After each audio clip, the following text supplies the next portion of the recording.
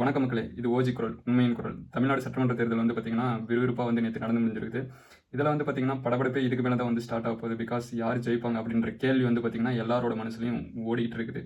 அந்த வரிசையில பார்த்தீங்கன்னா, தமிழ்நாடே உத்து பார்த்துட்டு இருக்கிற ஒரு 5 தொகுதிய பத்தி தான் அலச போறோம் நம்ம. வாங்க வீடியோக்குள்ள போலாம். ஸ்கிப் பண்ணாம பாருங்க. அந்த வரிசையில நம்ம பார்க்க போற முதல் தொகுதி வந்து பார்த்தீங்கன்னா, முதலமைச்சர் மு.க. ஸ்டாலினோட கொளத்தூர் தொகுதி. அங்க வந்து பார்த்தீங்கன்னா, 86.11% வந்து வாக்குப்பதிவு நடந்திருக்குது. கடந்த முறையோட இந்த முறை வந்து ரொம்ப அதிகமாவே வந்திருக்காங்க.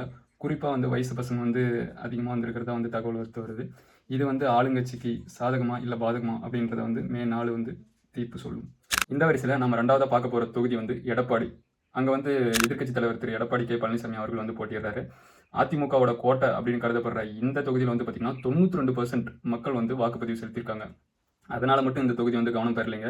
தாவேகா கட்சியோட தலைவர் திரு விஜய் அவர்கள் வந்து என்ன சொல்லியிருக்காருன்னா, எடப்பாடி வந்து எங்களோட கட்சியோட சின்னம், அதாவது விசில் சின்னத்தை வந்து திருடிட்டாரு அப்படின்னு சொல்லிட்டு மிகப்பெரிய ஒரு குற்றச்சாட்டு வந்து வச்சிருந்தாரு. அதனாலேயே மக்கள் வந்து இந்த தொகுதியோட ரிசல்ட்டை வந்து மிக மிக மிக ஆர்வமா எதிர்பார்த்துட்டு இருக்காங்க. அந்த வரிசையில 3வதா பார்க்கக்கூடிய தொகுதி என்னன்னு பார்த்தீங்கன்னா, காரைக்குடி தொகுதி. இங்க வந்து நாம் தமிழர் கட்சியோட தலைவர் திரு சீமான் அவர்கள் வந்து பார்த்தீங்கன்னா போட்டியிடுறாரு.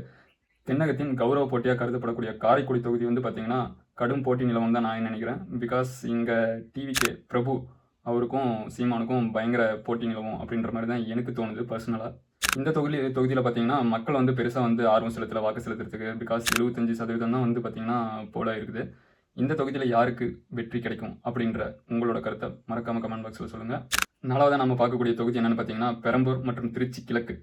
இங்கே யார் போட்டிடுறாங்கன்னா, தமிழக வெற்றி கழக தலைவர் திரு விஜய் அவர்கள் வந்து பார்த்தீங்கன்னா இந்த தொகுதியில் வந்து போட்டிடுறாரு. இங்கே வந்து பார்த்தீங்கன்னா 89%, கிட்டத்தட்ட 90% வந்து ஓட் வந்து பூலாக இருக்குது. இதில் வந்து பார்த்தீங்கன்னா, விஜய் மேலே வந்து பெரிய எதிர்பார்ப்போட இளைஞர்கள்லாம் இருக்காங்க. இவர் ஜெயிச்சு வந்தாருன்னா பெரிய மாற்றம் வரும் அப்படின்ற மாதிரி வந்து மக்கள் வந்து ரொம்பவே எதிர்பார்த்து ஓட்டு போட்டிருக்காங்க.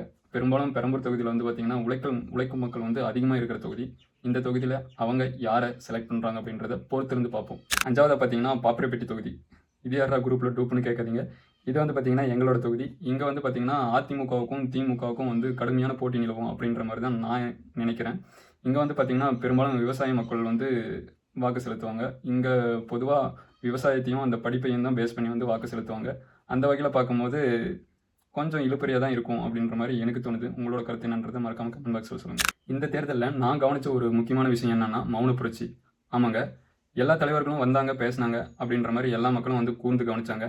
அதை எதையுமே காதில் போட்டுக்காம மக்கள் வந்து தெளிவாக போயிட்டு நிறைய பேர் வந்து வரிசையில் நின்று ஓட்டு போட்டுட்டு வந்திருக்காங்க. அதனால் இந்த தேர்தல் வந்து மேக்ஸிமம் பெண்களோட வாக்கு வந்து வெற்றி தோல்வி வந்து நிறைய இடங்களில் தீர்மானிக்கும் அப்படின்ற மாதிரி நான் நினைக்கிறேன். உங்களோட கருத்து என்ன அப்படின்றத கமெண்ட் பாக்ஸில் சொல்லுங்கள். மறக்காமல் நம்ம சேனலை சப்ஸ்கிரைப் பண்ணிக்கோங்க. தேங்க்யூ.